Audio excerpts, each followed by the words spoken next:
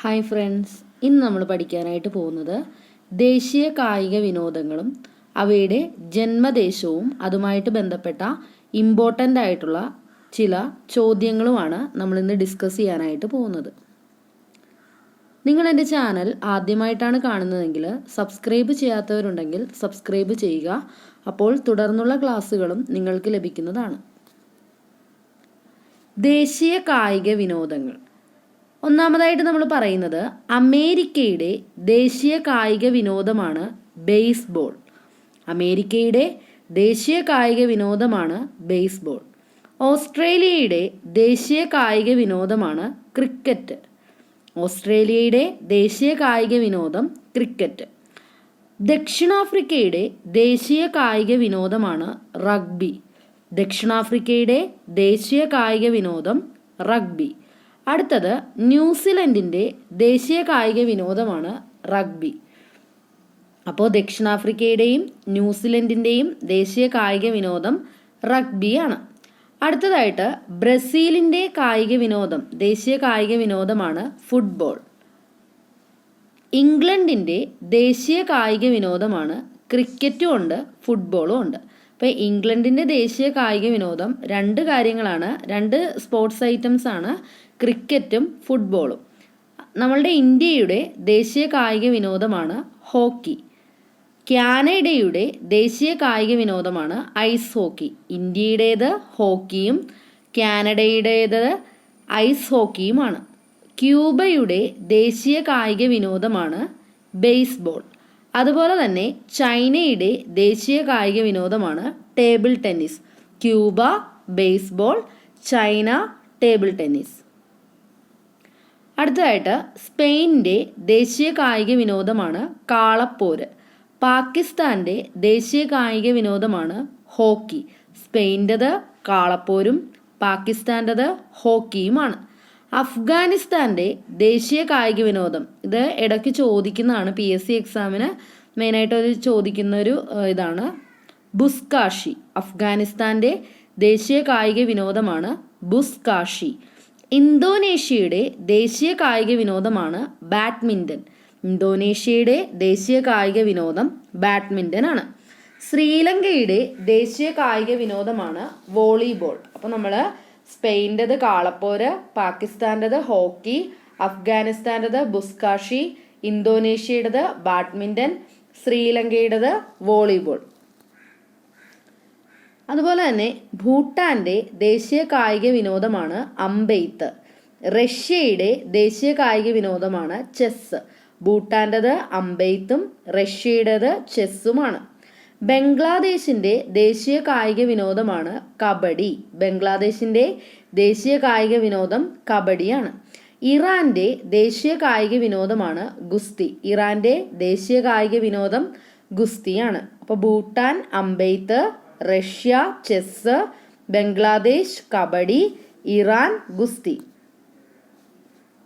അടുത്തതായിട്ട് നമ്മൾ പഠിക്കാനായിട്ട് പോകുന്നത് ദേശീയ കായിക വിനോദങ്ങളും അവയുടെ ജന്മദേശവുമാണ്. നമുക്ക് ചെറിയൊരു കോഡിലൂടെ നമുക്ക് പഠിക്കാം. ആദ്യമായിട്ട് നമ്മൾ പഠിക്കാനായിട്ട് പോകുന്നത് ഇന്ത്യയുടെ ദേശീയ കായിക വിനോദത്തെക്കുറിച്ചാണ്. ഇന്ത്യക്ക് 4 ദേശീയ കായിക വിനോദങ്ങളുടെ ജന്മദേശമാണ് India. Chess, badminton, kho kho, kabaddi. Kho kho, kabaddi. അപ്പം ചെസ്സ്, ബാഡ്മിൻ്റൺ, ഖോഖോ, കബഡി. അപ്പം അതിൻ്റെ ഫസ്റ്റ് ലെറ്റർ എടുത്തിട്ട് നമുക്ക് ചേബ കോ ക അങ്ങനെ പഠിക്കാം. അതിൻ്റെ കോഡാണ് ചേബ കോ ക എന്ന് പറഞ്ഞാൽ ചേ എന്ന് പറയുമ്പോൾ ചെസ്സ്, ബ എന്ന് പറയുമ്പോൾ ബാഡ്മിൻ്റൺ, ഖോ എന്ന് പറയുമ്പോൾ ഖോഖോ, ക എന്ന് പറയുമ്പോൾ കബഡി. അപ്പോൾ ചേബ കോ ക. അപ്പം ഇന്ത്യയുടെ ദേശീയ വിനോദം, ഇന്ത്യ ജന്മദേശമായ ദേശീയ കായിക വിനോദങ്ങളാണ് ചേബ കോക്ക എന്ന് പറഞ്ഞാൽ ചെസ്സ്, ബാഡ്മിൻ്റൺ, ഖോഖോ, കബഡി. അടുത്തതായിട്ട് നമ്മൾ പഠിക്കുന്നത് ഇംഗ്ലണ്ടിൻ്റെ ദേശീയ കായിക വിനോദങ്ങളാണ്. ഇംഗ്ലണ്ടിന് 5 ദേശീയ കായിക വിനോദങ്ങളാണ് ഇംഗ്ലണ്ട് ജന്മദേശമായിട്ടുള്ള ദേശീയ കായിക വിനോദങ്ങൾ.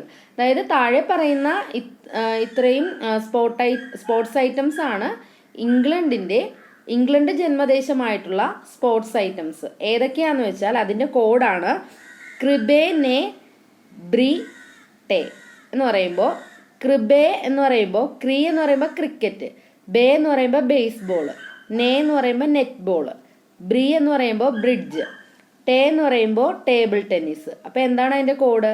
ക്രിബേ നെ ബ്രീ ടേ. ക്രിബേനെ ബ്രീ ടേ എന്ന് പറഞ്ഞാൽ ക്രിബേ എന്ന് പറയുമ്പോൾ ക്രിക്കറ്റ്, എന്താണ് ബേ എന്ന് പറയുമ്പോൾ ബേസ്ബോള്, നേ എന്ന് പറയുമ്പോൾ നെറ്റ് ബോള്, നെബ്രി ടേ എന്ന് പറയുമ്പോൾ നേ നെറ്റ് ബോള്, ബ്രി എന്ന് പറയുമ്പോൾ ബ്രിഡ്ജ്, ടേ എന്ന് പറയുമ്പോൾ ടേബിൾ ടെന്നീസ്. അപ്പോൾ ഇംഗ്ലണ്ടിൻ്റെ കോഡ് എന്താണ്? ക്രിബേനെ ബ്രിട്ടേ. അപ്പോൾ ക്രിബേനെ ബ്രിട്ടേ എന്ന് പറയുമ്പോൾ അത് ഇംഗ്ലണ്ട് ജന്മദേശമായിട്ടുള്ള കായിക വിനോദങ്ങളുടെ പേരുകളുടെ കോഡാണ് ക്രിബേനെ ബ്രിട്ടേ. അപ്പോൾ എന്താണ്? Cricket, ബേസ്ബോള്, net ball, bridge, table tennis. അടുത്തത് അമേരിക്ക ജന്മദേശമായിട്ടുള്ള ഒരു കായിക വിനോദമാണ് വോളിബോൾ. അപ്പം നമുക്കതിനെ അവോ എന്ന് പറയാം. എന്ന് പറയുമ്പോൾ അമേരിക്ക, വോ എന്ന് പറയുമ്പോൾ വോളിബോൾ. സോ അവോ എന്ന് പറയുമ്പോൾ അമേരിക്ക വോളിബോള്. അപ്പം ഇത് മനസ്സിലായല്ലോ. ഇന്ത്യയുടേത് ചെബാക്കോക്ക, ഇംഗ്ലണ്ടിൻ്റെത് ക്രിബേനെ ബ്രിട്ടേ, അമേരിക്കയുടേത് അവോ. അടുത്തതായിട്ട് ഗ്രീസിന്റെ ദേശീയ കായിക വിനോദത്തെ പറ്റി, അതായത് ഗ്രീസ് ജന്മദേശമായിട്ടുള്ള കായിക വിനോദങ്ങളെ പറ്റിയാണ് പറയുന്നത്. അതിന്റെ കോഡാണ് ഗുഹാജിം.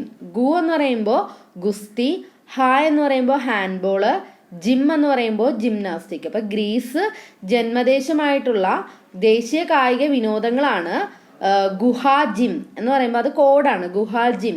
ഗു എന്ന് പറയുമ്പോൾ ഗുസ്തി, ഹ എന്ന് പറയുമ്പോൾ ഹാൻഡ്ബോള്, ജിം എന്ന് പറയുമ്പോൾ ജിംനാസ്റ്റിക്. സോ ഗുഹാ ജിം എന്ന് പറയുമ്പോൾ ഗുസ്തി, ഹാൻഡ്ബോള്, ജിംനാസ്റ്റിക്.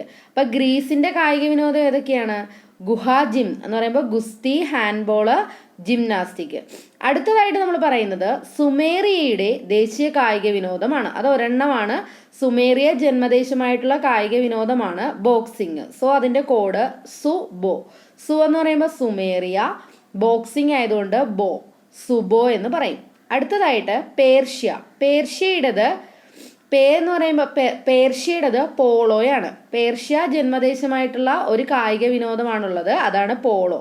സോ നമുക്കതിനെ പേപ്പോ എന്ന് പറയാം. പേപ്പോ എന്ന് പറയുമ്പോൾ പേർഷ്യ, പോ എന്ന് പറയുമ്പോൾ പോളോ. സോ പേർഷ്യ പോളോ അങ്ങനെ പഠിക്കുക. അടുത്തതായിട്ട് സ്കോട്ട്ലൻഡ് ആണ്. സ്കോട്ട്ലൻഡ് ജന്മദേശമായിട്ടുള്ള ഒരു ദേശീയ കായിക വിനോദമാണുള്ളത്, അതാണ് ഗോൾഫ്. സോ നമുക്കതിൻ്റെ കോഡ് ഗോ എന്ന് പറയാം. അപ്പം എന്താണ് ഗോ എന്ന് പറയുമ്പോൾ എന്താണ്? Scotland, golf. Scotland, golf. So ഗ്രീസിൻ്റെത് ഗുഹാജിം, സുമേറിയയുടേത് സുബോ, സ്കോട്ട്ലൻഡിൻ്റെത് സ്കോഗോ, പേർഷ്യയുടേത് പേപ്പോ. അടുത്തതായിട്ട് നമ്മൾ പഠിക്കാനായിട്ട് പോകുന്നത് ദേശീയ കായിക വിനോദങ്ങളും അതിൽ എത്ര കളിക്കാരാണ് അതിൻ്റെ അകത്ത് കായിക വിനോദം കളിക്കുന്നതെന്നുള്ള ആ ഒരു ഇതാണ് ഇനി പറയുന്നത്. ദേശീയ കായിക വിനോദങ്ങളും കളിക്കാരുടെ എണ്ണവുമാണ് ഇനി നമ്മൾ ഡിസ്കസ് ചെയ്യാനായിട്ട് പോകുന്നത്. ദേശീയ കായിക വിനോദങ്ങളും കളിക്കാരുടെ എണ്ണവും. റഗ്ബി ആണെങ്കിൽ 15 പേരാണ് റഗ്ബിയിൽ അംഗങ്ങളായിട്ടുണ്ടാകുന്നത്. അതുപോലെ തന്നെ 11 എന്നുള്ളത്, അതായത് മെയിനായിട്ട് 11 കുറേ ദേശീയ കായിക വിനോദങ്ങളിലെ കളിക്കാരുടെ എണ്ണമാണ് കേട്ടോ. 11 എന്ന് പറയുമ്പോൾ ഫുട്ബോള്, ക്രിക്കറ്റ്, ഹോക്കി, ഇത് മൂന്നും 11 ആൾക്കാർ വീതമാണ് ആ കായിക വിനോദത്തിൽ ഉണ്ടാകുന്നത്. അപ്പം റഗ്ബിയുടേത് 15, 11 ഫുട്ബോള്, ക്രിക്കറ്റ്, ഹോക്കി. മറക്കാതിരിക്കുക, ഫുട്ബോള്, ക്രിക്കറ്റ്, ഹോക്കി. അടുത്തതായിട്ട് ഐസ് ഹോക്കിക്ക് 6 പേരാണ് ഉണ്ടാവുന്നത്. ഐസ് ഹോക്കി കളിക്കാനായിട്ട് നമുക്കറിയാം, ഐസ് ഹോക്കി എന്ന് പറയുമ്പോൾ കാനഡയുടെ ആണ് അല്ലേ.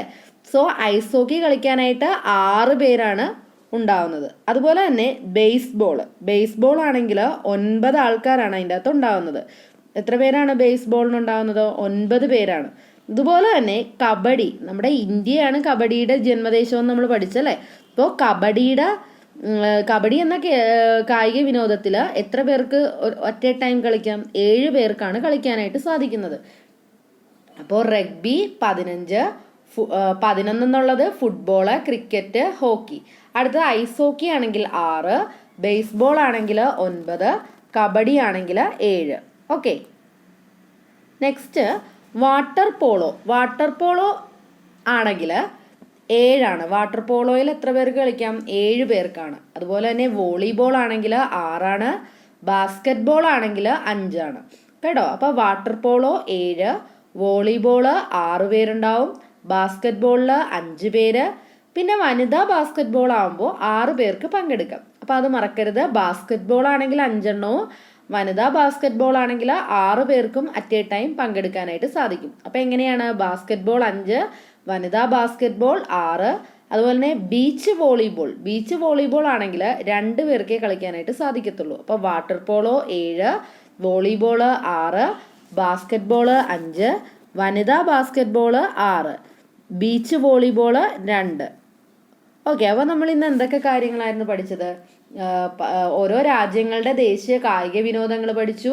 അതുപോലെ തന്നെ ഓരോ ദേശീയ കായിക വിനോദങ്ങളും ജന്മം കൊണ്ട രാജ്യങ്ങളെ പറ്റി പഠിച്ചു. അതിനുശേഷം ഓരോ ദേശീയ കായിക വിനോദത്തിലും എത്ര പേർക്ക് വീതം പങ്കെടുക്കാമെന്ന് നമ്മൾ പഠിച്ചു.